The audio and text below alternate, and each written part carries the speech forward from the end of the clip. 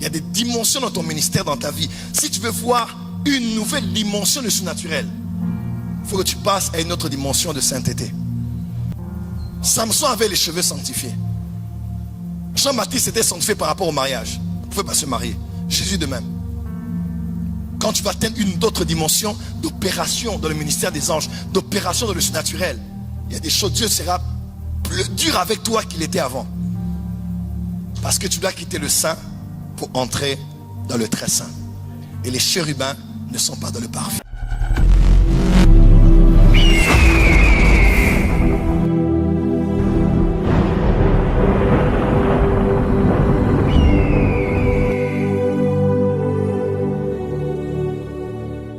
Psaume chapitre 34, verset 7.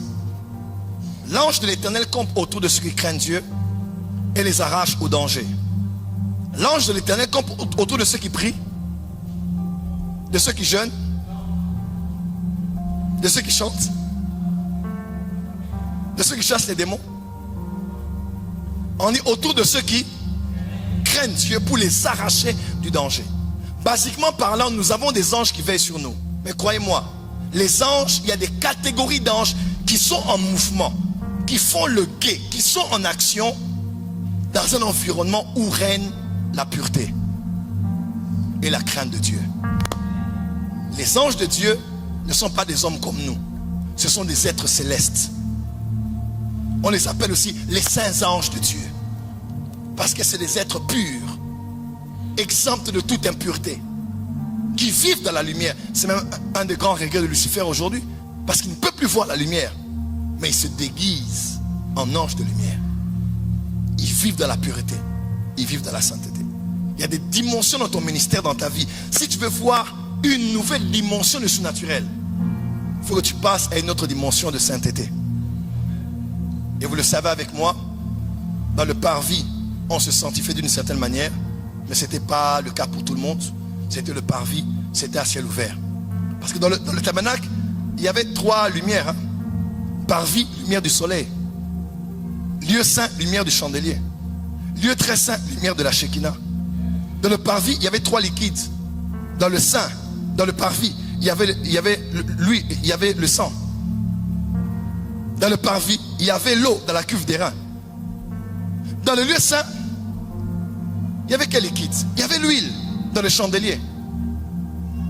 Et dans le lieu très saint, il y avait le sang sur le propitiatoire. Parce qu'il y avait aussi 3 liquides. Mais quand on quittait le parvis, on entrait dans le lieu saint. On quittait le lieu saint, on entrait dans le lieu très saint. Parce que la sanctification est dimensionnelle. Il y a des saisons durant lesquelles Dieu, le Dieu saint, pas qu'il sera tolérant et léger avec toi, mais on dirait qu'il laissera faire certaines choses. Parce que tu es encore un enfant. Lorsque tu étais un enfant, tu te saignais toi-même et tu allais où tu voulais, disait Jésus. Mais lorsque tu seras vieux, un autre plus fort que toi te prendra, te ceindra et t'emmènera là où tu ne voudras pas. Il y a un niveau où il y a des choses que Dieu regarde. Pas qu'il ferme les yeux, mais laisse faire. Mais à des niveaux d'onction, des niveaux d'autorité, des niveaux de gloire, tu dois quitter le lieu saint pour entrer dans le lieu très saint. Parce qu'il y a saint, il y a aussi très saint. Et cette dimension-là n'est pas qu'une dimension par rapport au péché. Cette dimension-là est aussi par rapport aux interdits. Samson avait les cheveux sanctifiés. Jean-Baptiste était sanctifié par rapport au mariage. Il ne pouvait pas se marier. Jésus de même. Quand tu vas atteindre une autre dimension d'opération dans le ministère des anges, d'opération dans le surnaturel, il y a des choses, Dieu sera plus dur avec toi qu'il était avant. Parce que tu dois quitter le saint pour entrer dans le très saint. Et les chérubins ne sont pas dans le parvis. Les chérubins ne sont pas dans le lieu saint. Les chérubins sont dans le lieu très saint, là où leurs ailes recouvrent le propitiatoire. Et là où Dieu parle en disant, c'est là que je te parlerai, c'est là que je te ferai entendre ma voix. Dis à ton voisin, sainteté à l'Éternel. La gloire de Dieu subsiste là où subsiste la pureté et la crainte de son nom, la révérence de sa présence. Quelqu'un peut dire amen. Troisième clé pour avancer. Psaume chapitre 103 verset 20. Je donne juste 2 autres et puis j'ai terminé. Psaume 103 verset 20. Bénissez l'Éternel, oh vous ces anges, qui êtes puissants en force. Dis à ton voisin, les anges sont puissants en force. Et qui exécutez ses ordres en obéissant à la voix de sa parole. Qui exécutez ses ordres en obéissant à la voix. En obéissant à quoi? En obéissant à quoi? En obéissant à quoi? Plus fort. En obéissant à quoi? À la voix de sa parole. Les anges obéissent à la voix de sa parole. Laisse-moi te dire, chers frères et sœurs, Dieu veille sur sa parole afin de l'accomplir. Mais si le président Macron donne une injonction, ce n'est pas lui qui descend pour l'exécuter. Il a des exécuteurs de sa parole qui vont aller veiller sur ce qu'il a donné comme injonction de s'appliquer dans la vie de la nation française. Autant que Dieu du haut de son trône, lorsqu'il libère une parole, ce sont les anges qui vont travailler. Mais il y a aussi une autre application à cette chose. La voix de sa parole. Sais-tu que tu as une voix muette avec toi entre les mains qui s'appelle la Bible?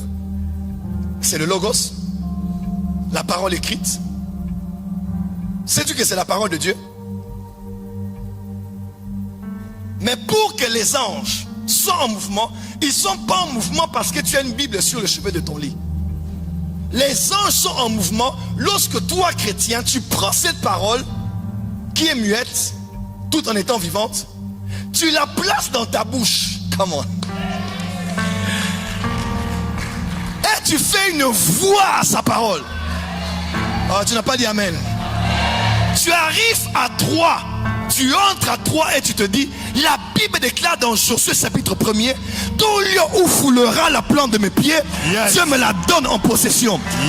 Tu fais la voix à sa parole et tu mets les anges en mouvement qui vont se battre pour t'accorder la suprématie sur le territoire de Troie. Lève-toi, dis à ton voisin, il est temps de déclarer, de faire la voix à la parole. La parole court avec vitesse. Parce que les anges courent avec vitesse. Sais-tu que les anges sont de lumière? Sais-tu à quelle vitesse vois-je la lumière? 300 km par seconde. 7 fois le tour de la Terre en une seconde. Einstein même a dit que ça va même plus vite que ça. Ça, on parle de la vitesse lumière. Un clic comme ça, la lumière a fait 7 fois. C'est ainsi que des fois tu es là, un ange part à la maison, il revient ici, part au ciel, il descend ici, va ensuite. Parce que l'ange est la lumière. Donc c'est une vitesse. Aïe aïe aïe, est-ce que quelqu'un comprend ces choses? Donc quand tu es ici, tu dis, dans ma famille je ne mourrai pas, je vivrai. Aucun de mes enfants ne mourra.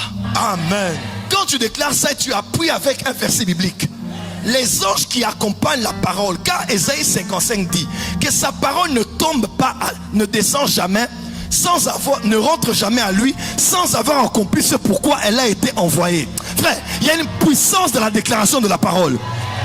La puissance n'est pas dans la parole positive. Je suis vainqueur, je suis intelligent, je suis intelligent. Là, c'est la pensée positive. Et ça, c'est le New Age. Et on appelle ça dans la Bible les paroles vaines. Dieu n'honore pas ta parole, il honore sa parole dans ta parole. Amen. Il est temps de dire, il est écrit. Je serai la tête et non la queue. Le premier et non le dernier. En haut et non en bas. Devant et jamais derrière. 1000 tombent à mon côté. 10 000 à ma droite. Mais je ne suis pas atteint. Il ordonne à ses anges de me porter sur leurs mains afin que mon pied ne heurte contre une pierre. Je marche sur le lionceau et sur l'aspic. Je fous le lionceau et le dragon. Puisque Dieu même, il me sauve. Dis amen très fort là où tu es. Amen. Dis à ton voisin la parole de Dieu. La parole de Dieu.